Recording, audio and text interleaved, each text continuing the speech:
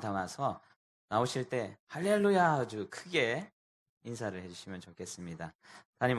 원로 목사님 모시도록 하겠습니다. 할렐루야!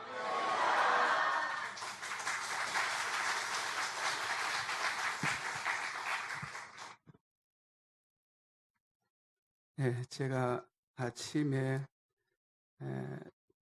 교회 밖에 주차를 하는 중에 김정호 집사님 장남 꼬마애가 앞에 장난하고 있는 걸 보았습니다. 얼굴은 옛날 그 모습인데 얼마나 키가 큰지 전혀 알아볼 수 없어요. 그래서 참 한 3년, 4년 동안에 너무 많이 자랐다 하는 생각을 하면서 또 한편으로는 우리 교인들의 신앙도 저렇게 성장했을 것이다. 그렇게 생각을 하고 있습니다. 그동안에 많은 믿음 안에서 기도 생활하며 영적으로 교제해왔던 여러분 위에 하나님의 특별한 축복이 그동안에 많이 있었을 것이라 믿어집니다.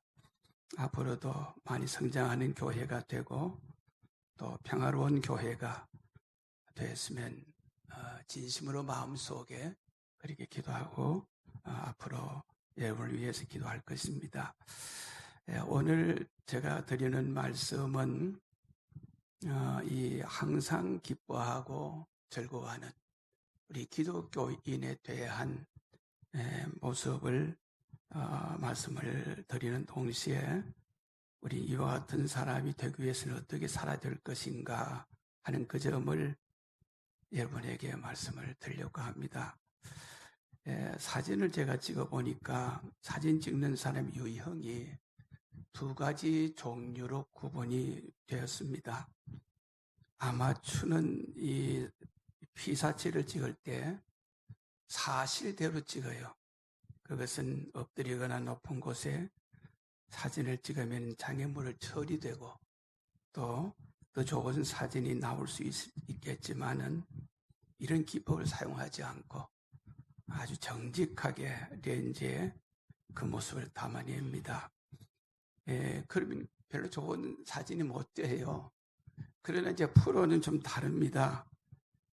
빛이 역광이냐 순광이냐부터 시작해서 빛을 따라서 이 작품을 만들 수 있도록 아주 관심을 많이 씁니다.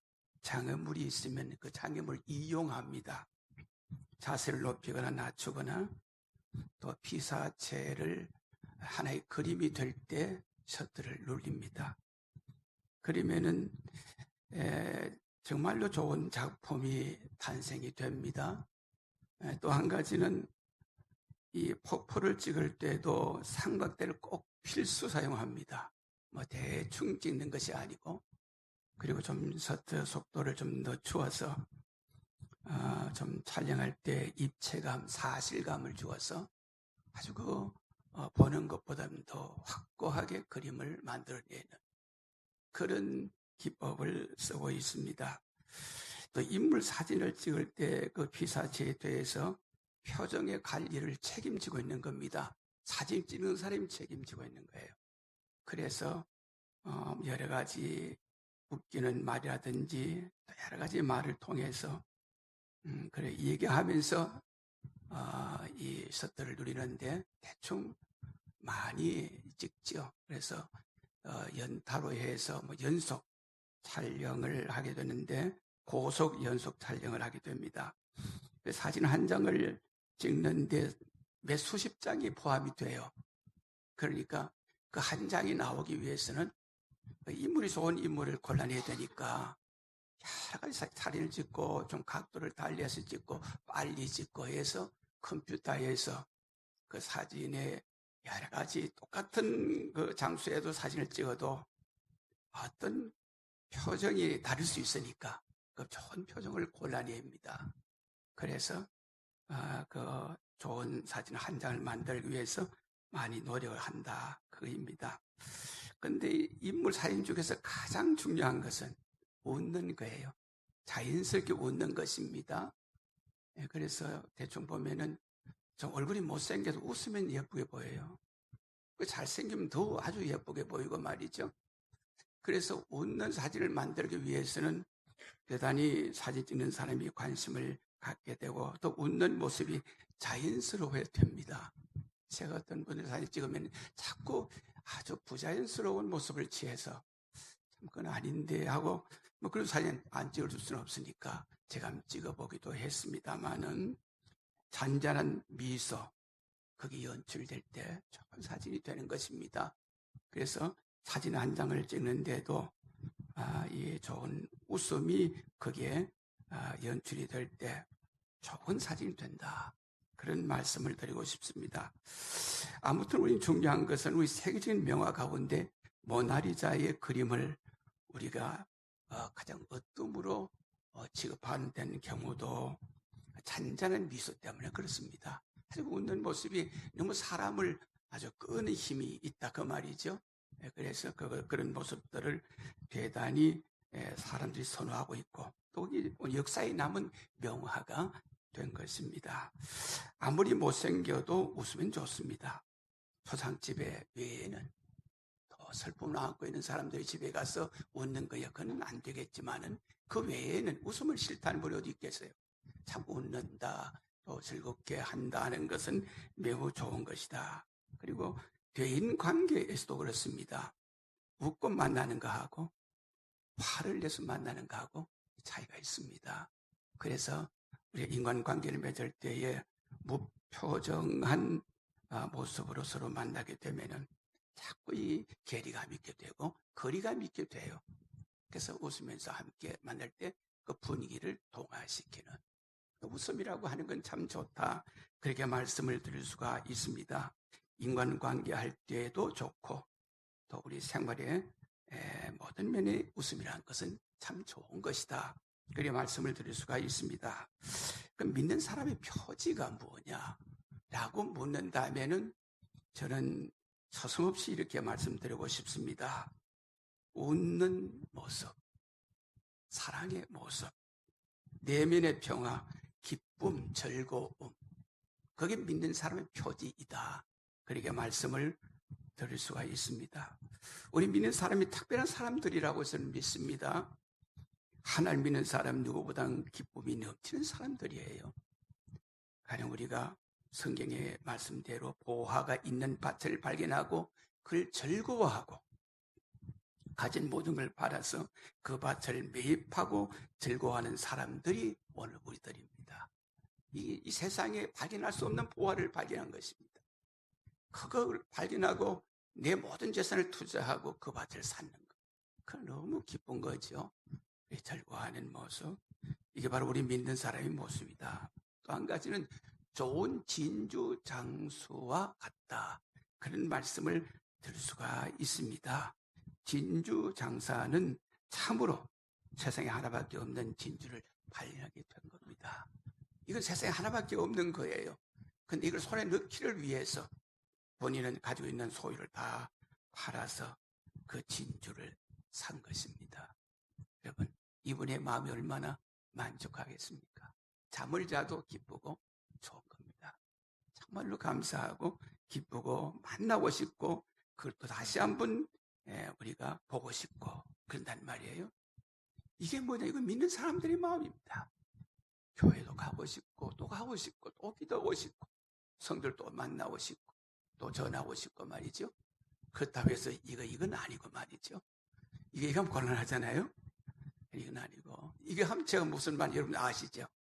다른 분들은 처음 한 분들은 모르겠습니다만 그런데 아주 우리가 마음이 기쁘면 좋은 말들을 서로 주고받고 한다 그 말이죠. 대단히 참 아름다운 행복의 모습이라고 생각이 됩니다.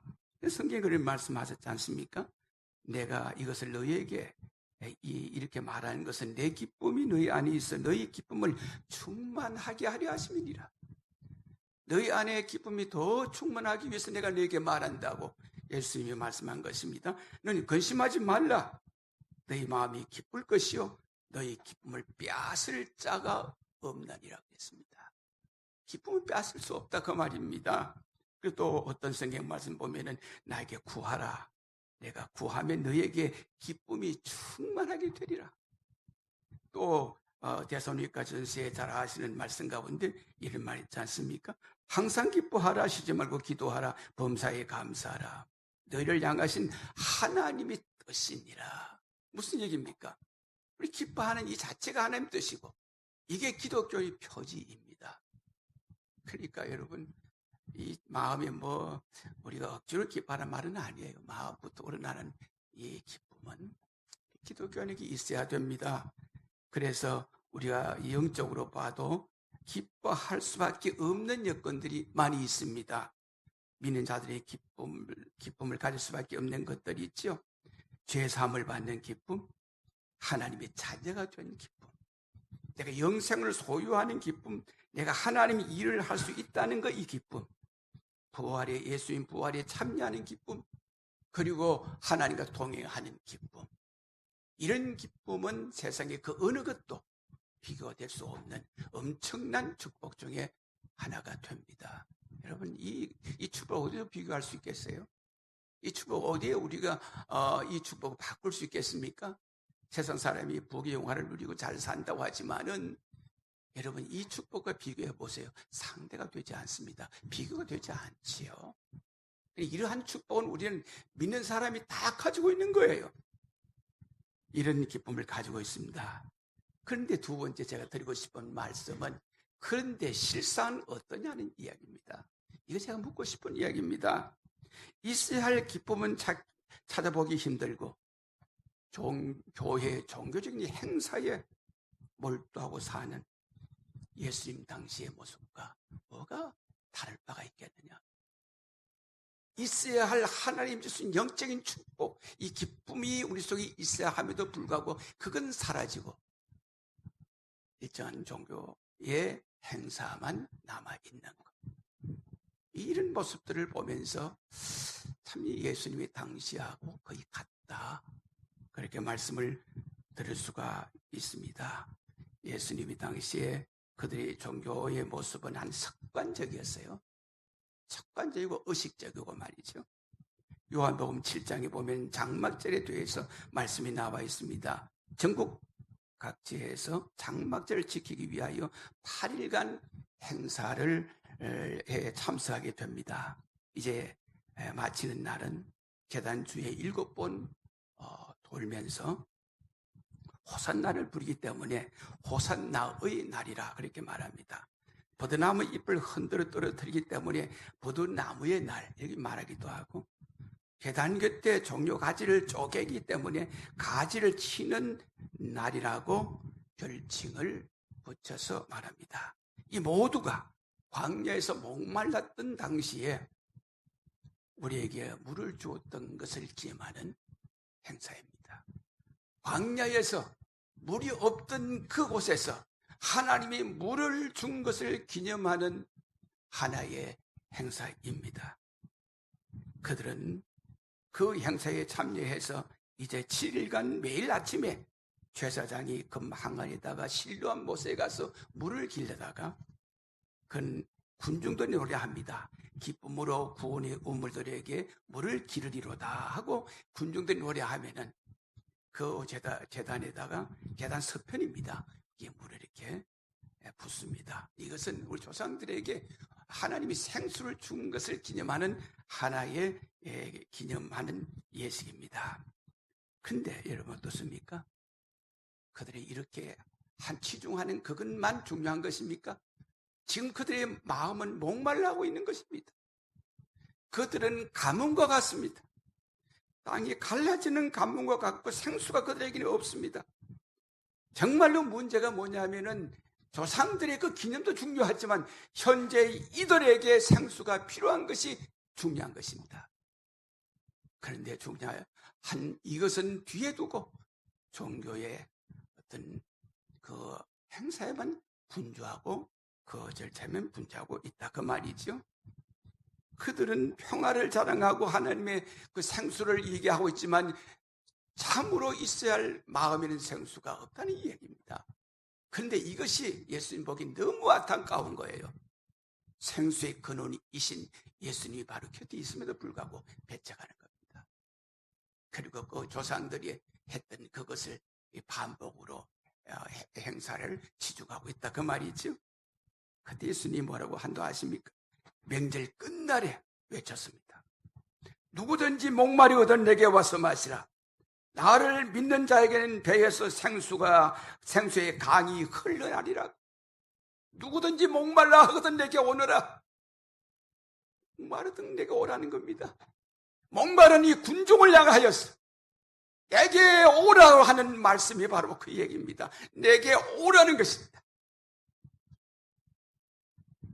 뱅글뱅글 종교였던 이 행사만 치중하는 이들을 향해서 그들의 마음을 예수님이 보시면서 너희들이 내게 와라.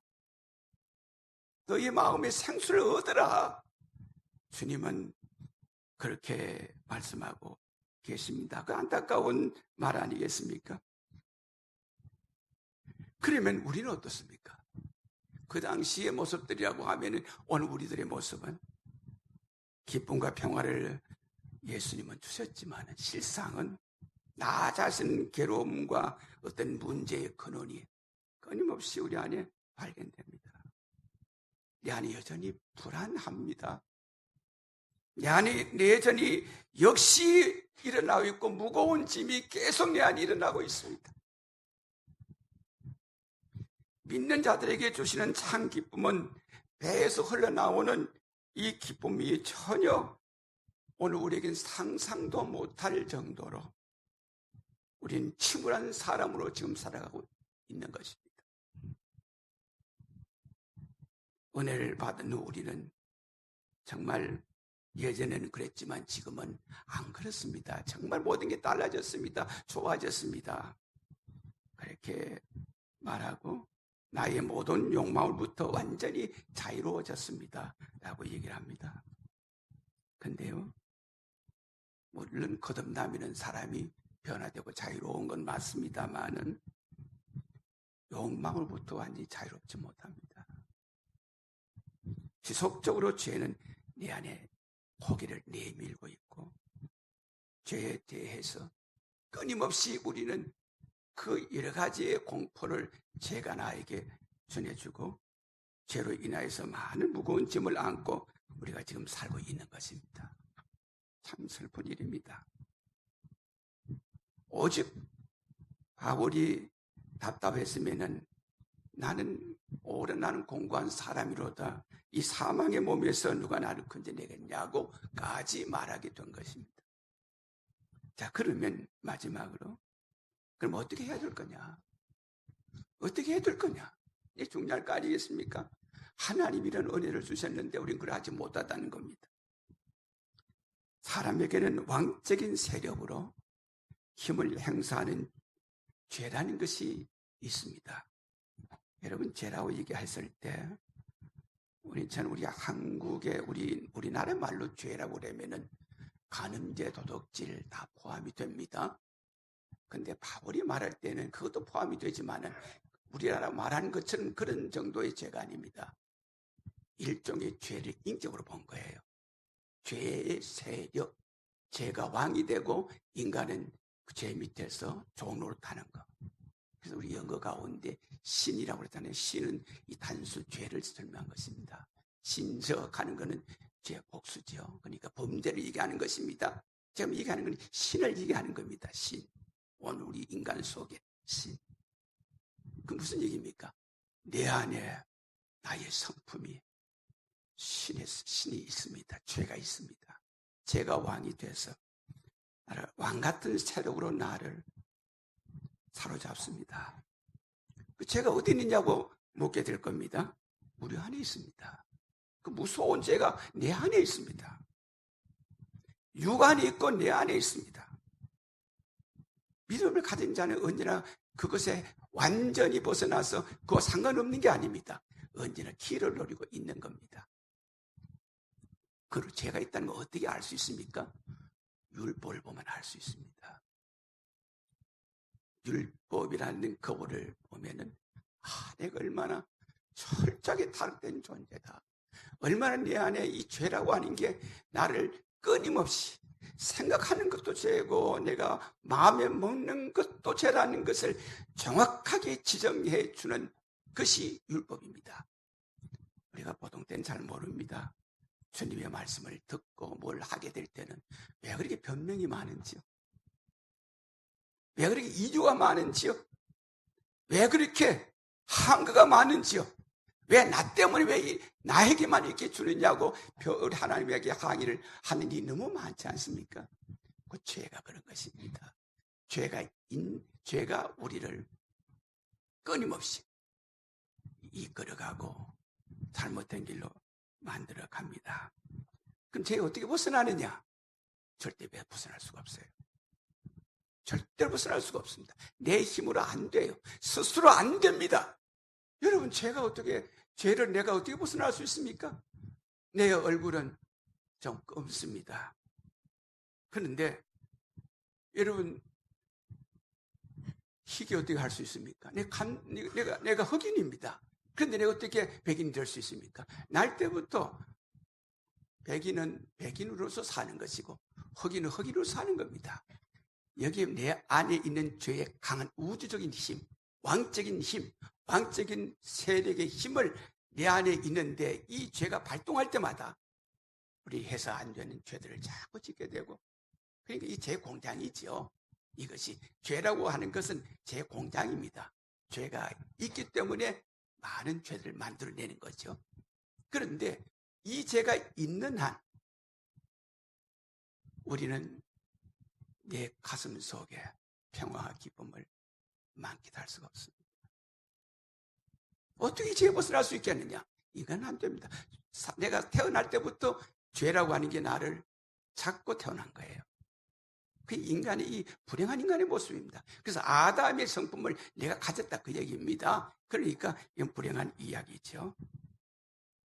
그런데요, 놀라운 말씀을 제가 소개해 드리려고 합니다. 내가 죄에서 벗어날 수가 없고 죄에서 해방받을 수가 없는데 성경은 너는 죄에서 해방되었다 이럽니다. 아멘. 아멘. 성경에 말씀하기를 너희는 믿는 너희에게는 죄에서 해방이 되었다 그럽니다. 다시 말하면 죄에서 너는 죽었다 이렇게 말하고 있습니다. 로마서 6장 2절에 나와 있어요. 너희는 죄에 대해서 죽었다. 어찌 그 가운데 더 살려? 죄에 대해 죽은 우리가 어찌 그 가운데 더 살려? 그렇게 나와 있어요. 여러분, 믿는 우리가 죄에 대해 죽은 것입니다. 이건 죽음에 대한 것은 원에 보면 부정 과거형으로 되어 있어요. 결정적으로 단 한 번으로 죽음을 처리한 것입니다. 반복도 아닙니다. 끝났습니다. 그런데 이게 고민이 뭐냐면 그럼에도 불구하고 죄는 내 안에 살아있다 그 말이지. 이게 고민입니다. 이 문제를 우리가 풀어야 되겠죠. 이 문제를 어떻게 풀 거냐. 예수님의 십자가로 왜 내가 죽었냐고 묻는다면 왜 어떻게 죽었느냐. 그건 예수님과 한 몸이 되었기 때문에 죽은 것입니다. 예수님과 하나가 되었기 때문에 예수님의 죽음은 곧 나의 죽음이기 때문에 그렇습니다. 자, 예수님과 한 몸이 이렇게 되었습니다. 그런데 이것이 옮겨지면은 여기에 컵에 이 뚜껑도 같이 따라가는 겁니다. 그렇죠? 예수님이 십자가에 죽었습니다. 죄에 대해서 죽었습니다. 우리 예수님 안에 내가 죽은 겁니다. 어떻게 죽었습니까? 예수님 죽었으니 내가 죽은 겁니다. 그걸 믿으라는 거예요. 그걸 믿으라는 것입니다. 그걸 믿을 때에 기쁨과 즐거움이 있는 동시에 거룩한 길로 올라가는 겁니다. 그때부터 거룩한 길로 올라가는 겁니다. 목사님, 말도 마세요. 아직 내 안에 죄 세력이 있고 죄가 있는데 체험적으로는 곤란해요. 그게 뭐 죽었단 말입니까? 이건 체험적으로 말한 게 아닙니다. 하나님 말씀으로 말하는 겁니다. 성경에 뭐라고 말했던가요? 예수님이 죽으면 너희 죽음이고 예수님이 죽었기 때문에 너도 죽은 거다. 그걸 믿는 것이 중요한 겁니까? 아니면 내 경험이 중요한 것입니까? 내 체험이 중요한 겁니까? 체험은 그 다음에 요거 믿을 때 따라오는 거예요. 그러니까 여러분, 정말로 기독교인이 바르게 신앙생활을 하기 위해서 가장 기본이 뭐냐? 나의 죽음부터 시작돼야 합니다. 이게 안 되니까요. 구조도 많이 하고 교회 봉사도 많이 하고 열심히 기도도 많이 했는데, 열심히 또 많은 걸 했는데도, 선한 일도 많이 했는데도 언제나 죄가 나를 꽉 잡고 있는 그 영역에서 벗어나지 못하고 있는 거예요. 자, 이게 매우 중요하다는 걸 기억해야 됩니다. 그러면 목사님, 그 사실이 아닌데 사실 아닌 것을 가지고 사실로 믿는 겁니까? 아니올시다. 여러분, 그 프랑스의 심리학자 쿠엘이라고 하는 분이 있어요. 이분은 이제 쿠엘 이점이라고 하는 학설을 발표했습니다. 이 무슨 학생인가 하니까 이 자기 체면술이에요.